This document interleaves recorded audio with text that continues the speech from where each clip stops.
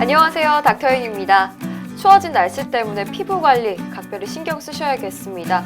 오늘 닥터인에서는 겨울철 아토피 피부염 관리법에 대해서 좀 들어보려고 하는데요. 피부과 전문의 황지연 선생님 함께 해주셨습니다. 안녕하세요. 안녕하세요. 네, 반갑습니다. 선생님, 요즘에 다시 좀 건조해지고 좀 추워졌어요. 네. 이럴 때 좀 피부 가려움증이 심해지기도 하는데 피부 아토피 피부염이 아이들도 좀 많이 걸리고 또 성인들도 많이 걸리는데 원인이 주로 어떻게 될까요? 생각보다 이제 유전성 질환이 아니냐 이런 질문을 많이 하시는데 유전적인 경향이 좀 있습니다. 100% 유전 질환은 아니에요. 네. 유전자의 특징이 무엇이냐면 이제 피부 장벽을 약하게 만드는 그런 결함들을 갖고 있어요. 네. 그러니까 아토피 피부염의 1차 원인은 피부 장벽의 결함인데 이게 이제 유전적으로 좀 결정이 되는 경향이 있고요. 거기에 이제 선천적 또는 후천적으로 네. 면역 반응 이상이 생기면은 이제 과도하게 면역 반응이 생기면서 외부로부터 들어오는 자극에 대해서 이제 피부가 민감하게 반응을 하면서 아토피 피부염이 발생하는 것으로 생각하고 있습니다. 네. 어릴 때 아토피가 좀 있다가 괜찮아지시는 분도 있고 네. 또 성인이 돼서 아토피가 심해져요. 이제 보통 2개월에서 2살 사이에는 아토피 피부염이 호발하는 부위가 뺨이라든지 이제 겉으로 노출된 부위에 잘 생기고요. 네.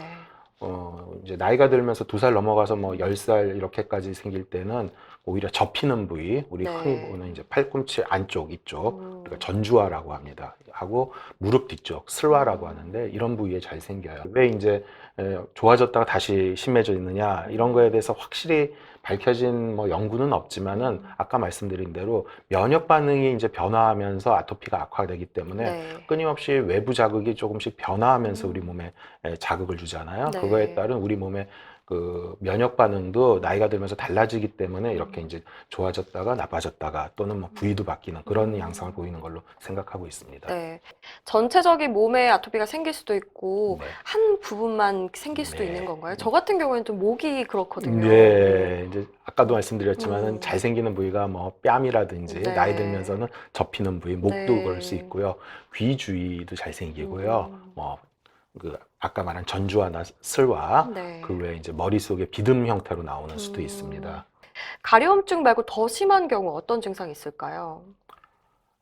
이게 이제 아토피 피부염이 생기면 피부의 저항력이 떨어지게 됩니다. 그래서 감염이 잘 생겨요. 네. 그래서 어렸을 때 소위 말하는 농가진이라는 병이 있는데, 농가진. 예, 세균 감염에 의한 병입니다. 피부에 물집이 생기거나 딱지가 생기는 이런 세균 감염이고요. 그 외에 이제 단순포진 바이러스에 의해서 물집이 생기는 바이러스 질환이 생기는데, 일반적인 바이러스 질환, 단순포진과는 달리 보통은 이제 입주위에만 생기는데 얼굴 전체로 퍼지거나 뭐 흉터가 나거나 이렇게 심하게 앓는 경우도 있고 그 외에 이제 사막이라든지 물사막이라고 하는 병이 네. 있어요. 어린 아이들한테 생기는 바이러스 질환인데 이제 정식 명칭은 전염성 연속증입니다. 네. 네, 그런 것들도 잘 생기고요. 동반되는 질환들이 있어요. 특히 이제 아토피 삼주징이라고 해서 알레르기 비염하고 천식이 동반이 되기 때문에 뭐 이비인후과나 소아과 이제 호흡기 관련 검사를 좀 받아보셔야 될 수도 있고요. 또 심각한 게 안과적으로 백내장이나 이런 것들이 동반이 될 수가 있습니다. 안과적인 거는 생각을 못 했었는데. 그래서 안과 검진도 가급적이면 좀 받아보시기를 그렇게 권해드립니다. 네. 사실 가장 궁금한 것은 궁극적으로 이 아토피가 치료가 될 수 있냐라는 네. 거거든요. 어떻게 보십니까? 한 번에 완치되는 방법이 없어요. 그러다 보니까 우리나라 사람들 특성상 이제 한 번에 완치가 되면 치료가 안 되는 거다. 이렇게 단정을 하고 자꾸 다른 방법을 찾아서 다니는데 사실 그러다 보면은 비용만 낭비하고 네. 오히려 조절도 안 되고 그런 경우가 많습니다. 일단 가장 먼저 생각하는 게 연고잖아요. 네. 아토피 이제 피부에 네. 바르는 거. 네. 어떤 건가요? 보통 처방해드리는 가장 대표적인 연고는 스테로이드 연고예요. 강도가 약한 것부터 강한 것까지 여러 종류가 있기 네. 때문에 그 피부 상태라든지 범위, 뭐 나이, 부위 이런 걸 보고서 그 담당 피부과 선생님이 적절하게 처방을 해주실 거고요. 네. 이 스테로이드 연고를 좀 오래 쓰면 부작용이 좀 생길 수가 있습니다. 맞습니다. 그런 걸 또 두려워하는 분도 있는데 최근에는 스테로이드 성분이 아닌 연고들이 개발돼 있어요.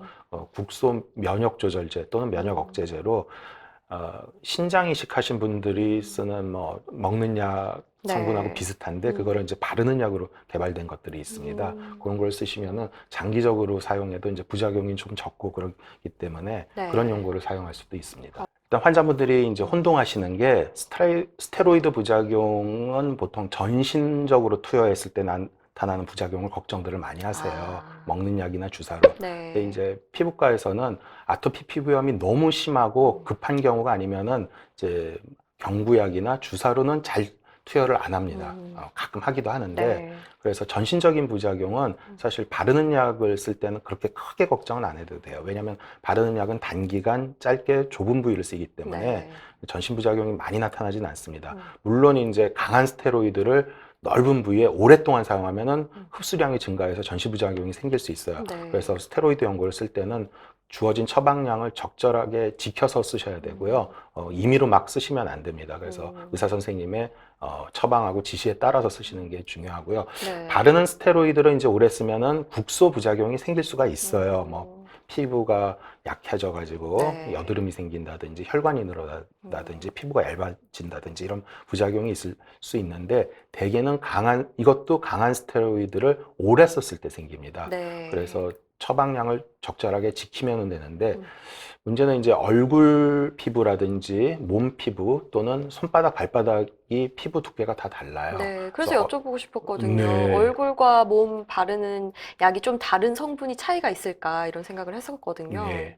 그러니까 얼굴은 굉장히 얇은 피부이기 때문에 여기는 약한 스테로이드를 써야 되고 네. 몸하고 다리는 보통은 중등도 스테로이드. 손바닥, 발바닥은 피부가 두꺼워서 약한 스테로이드를 바르면 잘 침투도 안 되고 효과가 안 나타납니다. 네. 그때는 좀 강한 걸 쓰기도 해요. 물론 이제 사용 기간이 굉장히 중요합니다. 그래서 병원 오시면은 스테로이드 연고 많이 주세요. 이런 분들도 네. 있어요. 그러면 선생님들이 이렇게 많이 쓰시면 안 됩니다 하고 이렇게 한두 개만 주시는데 네, 맞아요. 강한 걸 써야 더 나을 많이 것이다. 달라고 네. 그러시는데 그렇게 고집을 부리시면 안 됩니다. 적정량을 쓰고 그리고 그 용량을 쓴 다음에 부작용이 나타나는지를 꼭 확인을 해야 되기 때문에 그렇게만 처방을 하는 거라서 물론 이제 부작용이 어느 정도 없는 걸 확인을 하고 이 정도는 처방해도 될까 할 때는 조금 다량이 처방 나가기도 하지만은 그 스테로이드 부작용을 확인하면서 사용해야 되기 때문에 내원을 하셔가지고 확인받고 하시는 게 좋습니다. 그렇게 피부 상태를 체크하면서 쓰시면 사실 부작용 크게 걱정 안 하셔도 돼요. 그렇다면 또 먹는 약이 있겠죠. 먹는 약은 어떤 게 있을까요? 가장 대표적인 게 가려움증을 가라앉히는 항히스타민제라는 게 있습니다. 네. 이 항히스타민제는 사실 이제 고전적으로 쓰던 건 조금 졸린 진정작용이 네. 있는 항히스타민제가 있고요. 최근에는 졸리지 않은 항히스타민제들이 나와 있는데 아토피 피부염에는 약간 졸린 듯한 고전적인 항히스타민제가 훨씬 효과가 좋습니다. 또 밤에 가렵고 긁게 돼서 잠을 못 자는 네, 분들에게 맞아요. 오히려 조금 졸린 작용이 있는 항히스타민제를 쓰면서 도움이 될 수가 있고요. 아주 특이하게 이제 심한 경우에는 막 면역 억제제를 먹는 약 형태로 이제 네. 쓰기도 하고 그렇게 합니다. 이제 유전적이라고도 하셨지만 후천적인 걸 무시할 수가 없기 때문에 이 주변 환경 신경을 특별히 좀 많이 써야 될 것 같아요. 이런 겨울철도 그렇고 뭐 주변 일상생활에서 좀 조심해야 될 게 있을까요? 아토피 피부염 원인으로 이제 의심되는 것들이 진먼지 진드기하고 또 먼지 또는 동물의 털, 여러 가지 곰팡이류 이런 것들이 원인이 될 수가 네. 있습니다. 그래서 저희가 말씀드리는 게 좀 집안 청소를 매일 꼼꼼히 하시라고 네, 그렇게 깨끗하게. 말해요. 특히 이제 베개나 이불 같은 경우에는 잘 청소에 소홀하는 경우가 있어요. 네. 뭐 자주 세탁을 하고 청소를 해주셔서 그런 이제 외부 원인을 좀 제거하는 게 어떨까 이렇게 생각이 됩니다. 네. 또 보습도 중요하죠. 겨울철에는 네. 건조하니까. 그런데 이제 흔하게 주변에서 볼 수 있는 아무 보습 크림 좀 사용을 해도 괜찮은지도 궁금한데요. 피부에 알레르기를 일으키지 않는 그런 보습크림을 쓰시면 좋습니다. 근데 이제 그 성분 중에 어떤 방부제라든지 향을 네. 내는 성분 중에 피부 알레르기를 일으키는 수가 있거든요. 네. 그래서 그런 게 좀 포함되지 않은 거를 선택하는 게 좋고요. 이제 좀 어렵다 싶으면은 뭐 피부과 병원에 가시면은 자체적으로 판매하는 보습제들도 있고 또는 네. 시중에 이제 아토피 전문으로 나온 보습제들이 있습니다. 그런 거를 피부과 선생님께 추천을 받아서 사용하는 것도 한 방법이고요. 크림을 쓸 때 중요한 것은 이게 아토피 피부염이 이제 마른 타입이 있고 젖은 타입이 있어요. 진물이 나는 경우가 이제 젖은 네. 타입이라고 그러고 완전히 각질이 두껍게 일어나는 게 마른 타입인데 네, 제가 알고 있는 거는 이제 주로 마른 타입의 네, 걸 생각을 했었는데. 진물이 나는 젖은 타입도 있습니다. 그래서 그런 경우에 사용하는 제형이 조금 달라요. 보통 우리가 젖은 타입에는 약간 촉촉한 제형을 써야 되고 네. 마른 타입에는 마른 제형을 써야 됩니다. 그래서 좀 끈적거리고 약간 그 기름기가 많은 것은 마른 타입에 사용하고 약간 좀 로션 타입이고 네. 그 촉촉한 타입은 그 젖은 타입의 아토피에 쓰고 그런 걸 좀 선택을 해가지고 제가 구매해서 생각한 쓰시면 거랑 좀 됩니다. 다른 것 같아요. 마른 타입에 오히려 촉촉한 걸 네. 사용할 것 같은데. 저희가 학생 네. 때나 또는 뭐 피부과 의사 처음 할 때 이거를 많이들 혼동하시는데 네. 이제 피부과에서 대표적인 치료 중에 수치요법, 스포요법이라는 게 있어요. 네. 젖은 병변에 젖은 치료를 하면 마릅니다. 신기하죠? 네, 너무 처음 예. 듣는 얘기예요. 그래서 우리가 피부에 수분을 주기 위해서 막 목욕을 많이 하고 그러시는데 네. 그게 오히려 피부를 건조하게 할 수 있습니다. 그래서 목욕을 너무 길게 하시면 안 되고 네. 짧게 하고 끝나고 나면 보습제를 많이 바르라. 요즘에 아나키라고 하죠. 네. 약 안 쓰고 아이 키우기라고 해서 네. 민간요법을 쓰시는 분들도 네. 계시거든요. 네. 검증되지 않은 민간요법 여러 가지가 있는데 뭐 가려우면 긁어라, 햇빛을 더 쬐야 된다 이런 얘기가 있거든요. 어떻게 보시나요? 일단 긁는 것은 아토피 피부염의 최악입니다. 네.